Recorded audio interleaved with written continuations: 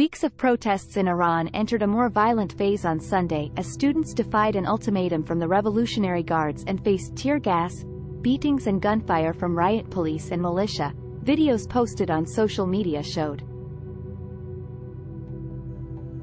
The confrontations at dozens of universities led to threats of tougher action in the seventh week of demonstrations since the death of 22-year-old Mahsa Amini after her arrest by Vice Squad on charges of inappropriate dress.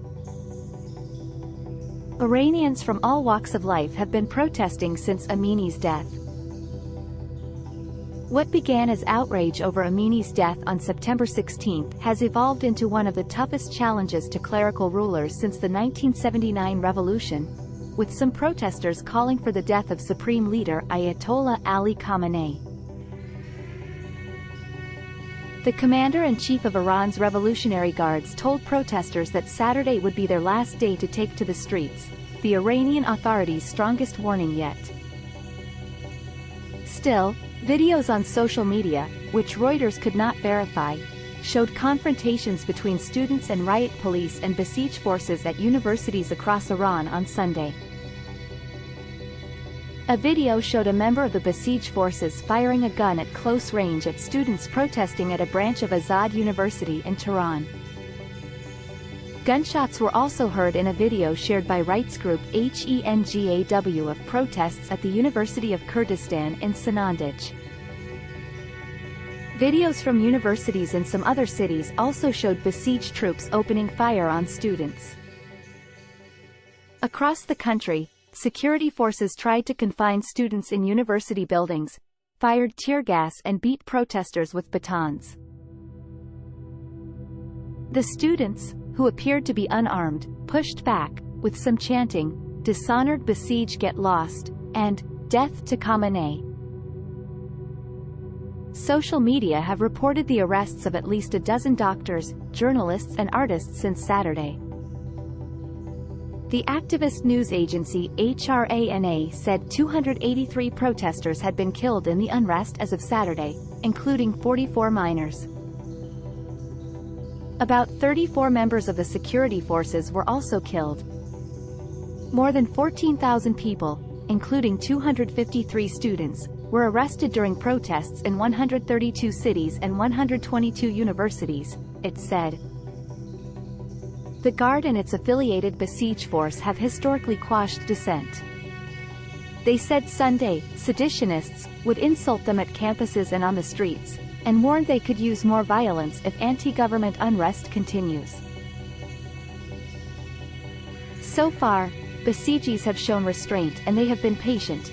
The head of the Revolutionary Guards in Khorasan Junubi province, Brigadier General Mohammad Reza Mahdavi, was quoted as saying by the state news agency IRNA,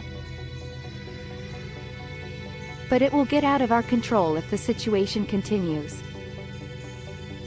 Appeal to journalists. More than 300 Iranian journalists called for the release of two colleagues jailed for their reporting on Amini, in a statement published Sunday by Iran's Atamid and other newspapers. Nilofar Hamidi snapped a photo of Amini's parents hugging at a hospital in Tehran where their daughter was in a coma. The picture Hamidi posted on Twitter was the first signal to the world that all was not well with Amini, who had been arrested 3 days earlier by Iran's Vice Squad for allegedly wearing inappropriate clothing. Elahe Mohammadi reported on Amini's funeral in her Kurdish hometown of Sakez, where the protests began. In a joint statement released on Friday by Iranian intelligence and the Revolutionary Guards Intelligence Organization, Hamidi and Mohammadi were accused of being foreign agents for the CIA. The arrests are consistent with an official narrative that Iran's nemesis, the United States, Israel and other Western powers and their local agents are behind the unrest and are determined to destabilize the country. At least 40 journalists have been arrested in the past 6 weeks, and the number is rising, according to human rights groups. Students and women have featured prominently in the riots, burning their veils as crowds demanded the overthrow of the Islamic Republic, which came to power in 1979. An official said Sunday the establishment had no plan to back away from mandatory veiling, but should be wise on enforcement. Removing the veil is against our law and this headquarters will not retreat from its position, Ali Khan Mohammadi, the spokesman for Iran's headquarters for the promotion of virtue and the prevention of vice, told the Khabar Online website. However, our actions should be wise to avoid giving enemies a pretext to use it against us. The apparent hint of compromise is unlikely to appease protesters, whose demands have largely evolved from dress code changes to demands for an end to clerical rule. In another apparent attempt to defuse the situation, Parliament Speaker Mohammad Baqi Kalibaf said people are right to demand change and their demands will be met if they distance themselves from the criminals who are taking to the streets.